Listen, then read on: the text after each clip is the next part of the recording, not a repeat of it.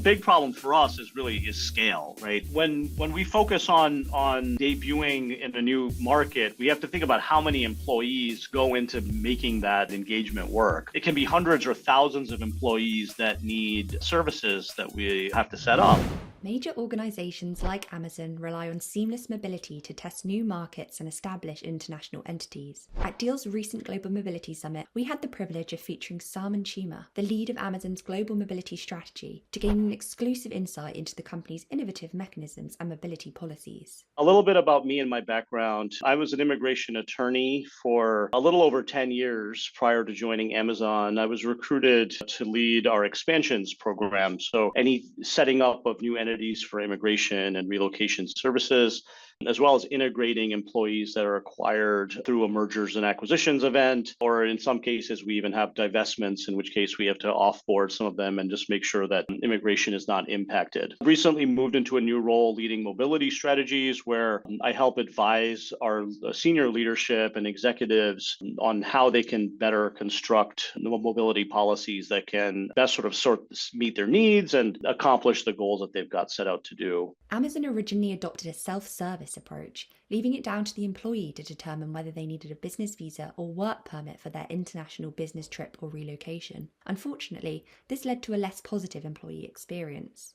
So while we provided sort of high-level information to employees on how they can self-service obtaining their visas, they were really frustrated and confused by these processes, especially as at this point, we're kind of already in all of the easy countries, right? And now as we're expanding into more far-flung jurisdictions, a lot of them have really difficult sort of bureaucracies, and there can be quotas when it comes to short work permits and ratios that we have to abide by. And all of those things were sort of, to the lay person who's traveling, who doesn't have a lot of experience in immigration and relocation, it was quite difficult.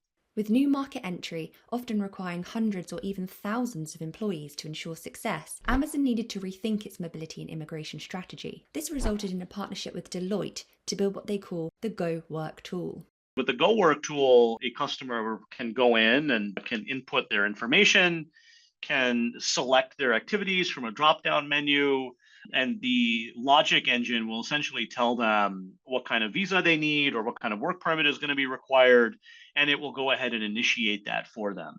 And so that saved our team a tremendous amount of money in assessment costs and in man hours, just looking into each of these scenarios, and allows employees to get a sort of a self-service but very tailored experience. Another critical aspect of Amazon's mobility strategy was to provide mobile employees with robust relocation support, benefits, and tax assistance from day one of the new entity launch. With Amazon, a large component of our compensation is in RSUs or stock units. And so that's going to have some really impactful personal tax obligations. And so for Amazonians, we'll offer 1 to 3 years of tax return support, depending on if they're going to have trailing RSUs and things like that. So we have to build policies based on whether they're going to be paying tax in those countries or not, and how we determine how much of a support we're going to be providing through our tax providers. Depending on an employee's level, they'll be offered a lump sum for relocation, or they'll be given a core policy with the ability to flex on and add certain benefits that are important to them. They can trade some of those for cash if none of them apply to them. But we like to give employees that flexibility.